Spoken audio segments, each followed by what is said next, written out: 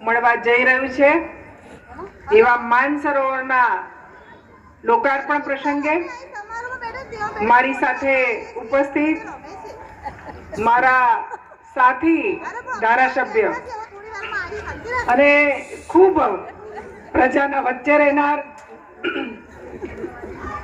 અનિકેતભાઈ, હમણાં જ જેમણે આપણા વચ્ચેથી રજા લીધી તેવા જિલ્લાના પ્રમુખ કીર્તિસિંહભાઈ,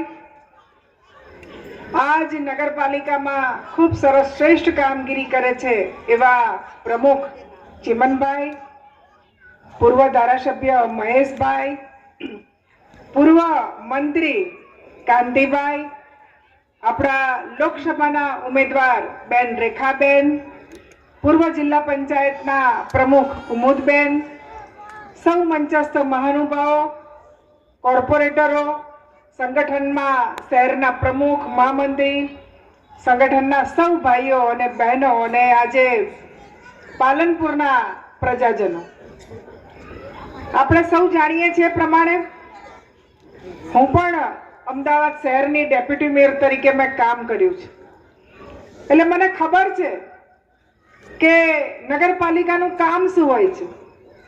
તો નગરપાલિકાનું કામ માત્ર ને માત્ર નળ, ગટર અને પાણી આ વ્યવસ્થા સાચવવાની હોય છે, રોડ રસ્તા હોય.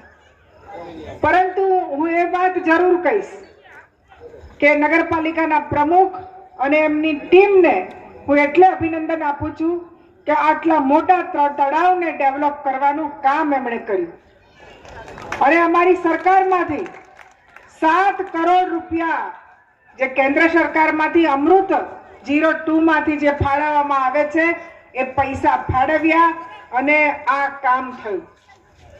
હું અહીંયા આવી એટલે લોકોએ મને વાત કરી કે બેન, આ જગ્યા એવી હતી કે અહીંયા કચરાના ઢગલા હતા, આ જગ્યાએ કોઈ આવતું નહોતું, પરંતુ આ લોકોએ હિંમત કરી ને બધું જ કામ પૂરું કરી ને આજે પ્રજાના લોકો અહીંયા આવી અને પોતે મનોરંજન માણી શકે, અહીંયા બેસી શકે, અહીંયા ચાલી શકે એવી આ જગ્યા બનાવી. માનસરોવર તળાવ માટે જે તે વખતે અમારા પૂર્વ મંત્રી કાંતિભાઈએ પણ પ્રયત્ન કર્યો અને એમણે શરૂઆત કરી હતી ને આજે નગરપાલિકાના પ્રમુખ ચિમનભાઈએ એને સુંદર તળાવ બનાવી અને લોકોના આગળ લોકાર્પણ પણ કર્યું. હું એ વાત પણ જરૂર કહીશ કે આપણા આઇકોનિક રોડનું નામ ક્યારે સાંભળ્યું હતું?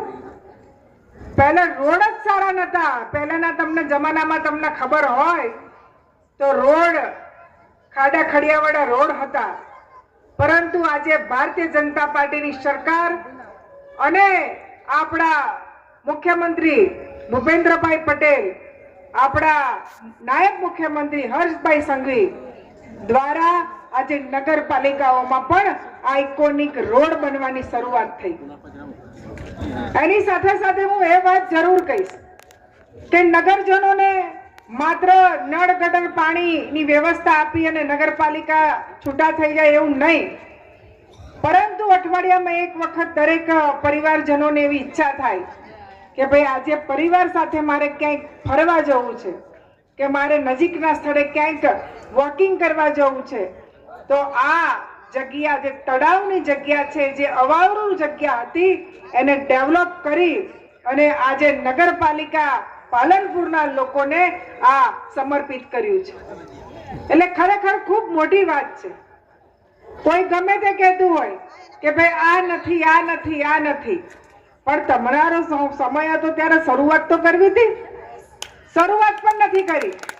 અમારો તો એવો નિર્ધાર છે કે અમે વિકાસના વરેલા છે. અમારા વડાપ્રધાન પણ વિકાસના સાથે મત માંગવા જાય છે અને અમારા મુખ્યમંત્રી પણ વિકાસનું કામ કરે છે અને લોકોના દિલ જીત્યા છે.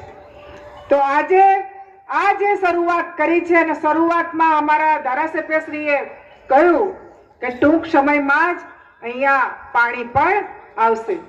ને ગુજરાત સરકારનો એક નિર્ધાર છે કે જેટલા તળાવો છે એ તળાવોને વરસાદી પાણીથી ભરવા અને જે વરસાદી પાણી એમને એમ વહી જતું હતું એના કરતા આવા તળાવોમાં સંગ્રહ થશે અને એનાથી પણ વધારે આગળ કંઈક જરૂર હશે તો અમારા આજુબાજુના ડેમોમાં પરથી અમે આ પાણી ભરીશું. પરંતુ વિકાસ કરવો હોય ને તો તમારી ઈચ્છા શક્તિ હોવી જોઈએ ને આ ઈચ્છા શક્તિના કારણે જ આ કામ થયું છે.